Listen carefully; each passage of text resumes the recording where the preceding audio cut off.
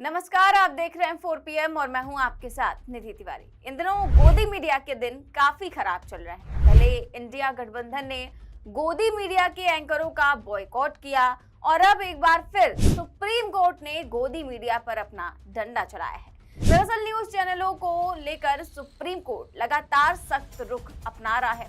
खासतौर पर नफरत फैलाने वाले समाचारों को लेकर सुप्रीम कोर्ट कई बार सख्त टिप्पणी भी कर चुका है और अब सुप्रीम कोर्ट ने साफ कह दिया है कि इन्हें अनुशासन में लाना बहुत जरूरी है और इसके लिए इसको लेकर केवल 4 हफ्तों का वक्त भी दिया गया है। जी हाँ, चीफ जस्टिस DY चंद्रचूड़, न्यायमूर्ति JB पारदीवाला और जस्टिस मनोज मिश्रा की बेंच ने खुद इसका संज्ञान लिया है।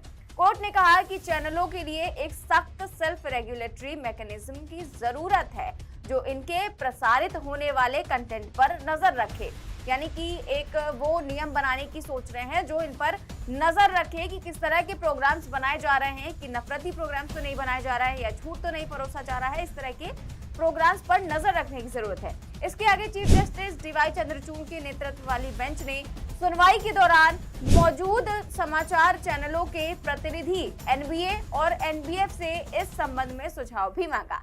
इन्हें इसके लिए 4 हफ्ते का समय भी दिया गया है। खबर देखिए, दैनिक भास्कर की खबर है।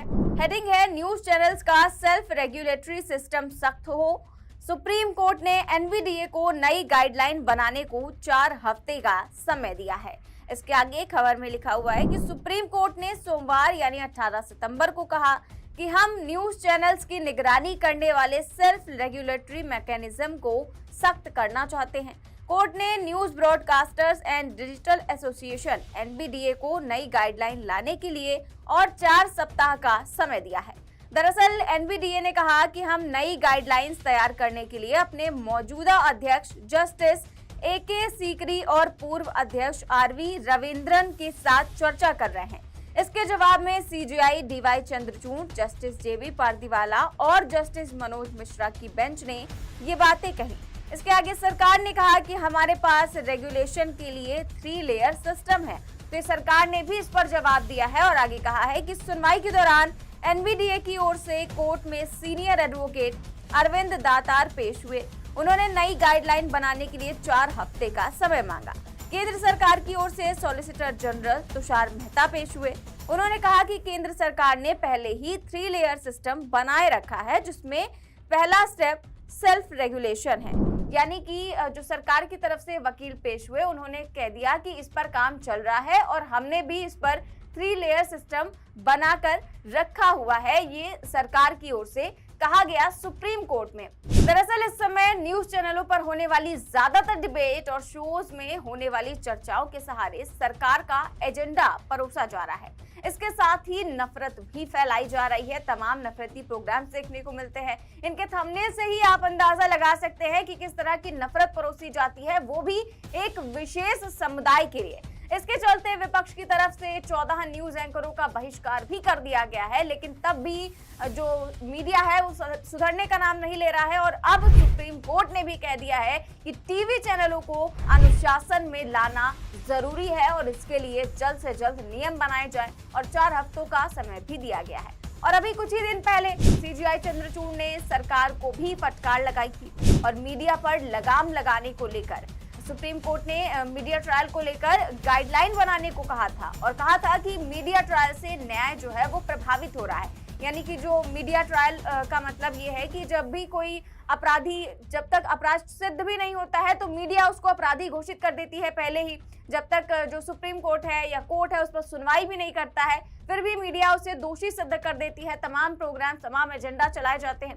इसीलिए उन्होंने कहा है कि पुलिस में संवेदनशीलता लाना जरूरी है और किसी भी मामले में पुलिस को कितना खुलासा करना चाहिए ये तय करने की जरूरत है। CJI ने आगे कहा था कि किसी भी मामले में जांच के दौरान अहम सबूतों का खुलासा होने पर जांच प्रभावित हो सकती है। यानी कि जो सबूत है जिनका खुलासा हो जाता है, मीडिया को जरा सी भी भनक लग जाती है तो सूत्रों के हवाले से न जाने क्या क्या खबरें चला दी जाती हैं। तो इसी को लेकर सुप्रीम कोर्ट ने कहा कि हमें आरोपी के अधिकारों का भी ध्यान रखना है, क्योंकि वो भी पुलिस की निष्पक्ष और स्वतंत्र जांच का हकदार है। ऐसे में अगर आरोपी का मीडिया ट्रायल होता है तो जांच निष्पक्ष नहीं रह जाती है। तो ये सुप्रीम कोर्ट ने कुछ ही दिन पहले ये टिप्पणी की थी कि मीडिया ट्रायल से काफी ज्यादा जांच जो है वो प्रभावित होती है, इसलिए इस पर रोक लगाने की जरूरत है और उसको लेकर गृह मंत्रालय को हस्तक्षेप करने को भी कहा था।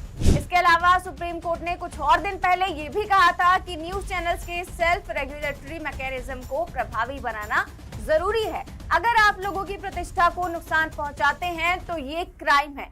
ऐसे में न्यूज चैनल्स पर 1 लाख रुपए का जुर्माना लगाना काफी नहीं है।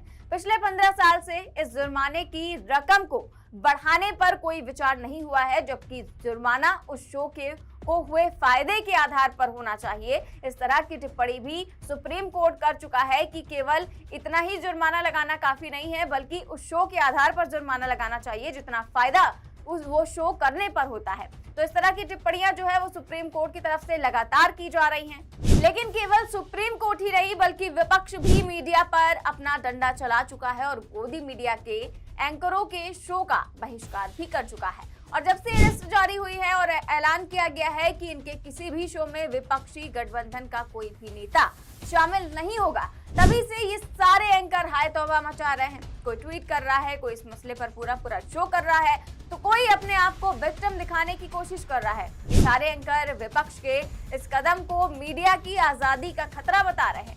लेकिन जो आपको सच बोलने नहीं दे रहा, जो आपको सच पूछने नहीं दे रहा, सवाल करने नहीं दे रहा, जो प्रेस कॉन्फ्रेंस में यकीन नहीं करता, क्या उससे मीडिया की आजादी को कोई खतरा नहीं है? मीडिया को खतरा उनसे है जो सत्ता से बाहर है, जिनके पास पावर नहीं है। खतरा उनसे है जिनकी क्लास रोज एंकर लेते हैं, जिन्हें स्टूडियो में बुलाकर जलील करते हैं, जिनके जवाब म्यूट कर दिए जाते हैं। तो फिर ये बॉयकॉट नहीं बल्कि ये शिकायत है विपक्ष की कि आप उनको बराबर का मैदान नहीं देते, उनको बराबर का हक नहीं देते, अपनी बात रखने के लिए प्लेटफॉर्म नहीं देते। आप सरकार की जगह विपक्ष में बैठे लोगों से सवाल करते हैं। किस देश में पत्रकार विपक्ष से सवाल पूछता है? परंपरा तो ये है कि मीडिया और विपक्ष मिलकर सत्ता से सवाल करते हैं, लेकिन भारत में जो मेन स्ट्रीम मीडिया है वो पूरी तरह से चारण बन चुकी है सत्ता की और पूरी तरह से चाटुकारिता में लीन हो चुकी है। इसीलिए विपक्ष ने इस तरह का ऐलान किया है और इसीलिए सुप्रीम कोर्ट भी लगातार फटकार लगाता रहता है, चाहे वो नफरती भाषणों को लेकर हो, चाहे वो डिबेट्स प्रोग्राम को लेकर हो। तमाम तरह की फटकार पहले भी लगाई जा चुकी है और अब सुप्रीम कोर्ट और सख्त रुख अपना रहा है और नियम बनाने की मांग कर रहा है और 4 हफ्तों का समय भी दिया गया है। तो देखते हैं इस मामले पर क्या होता है। आप भी देखिए, हम भी देखेंगे। फिलहाल इस खबर में बस इतना ही। देश और दुनिया की तमाम बड़ी खबरें जानने के लिए देखते रहिए 4 PM न्यूज नेटवर्क। नमस्कार।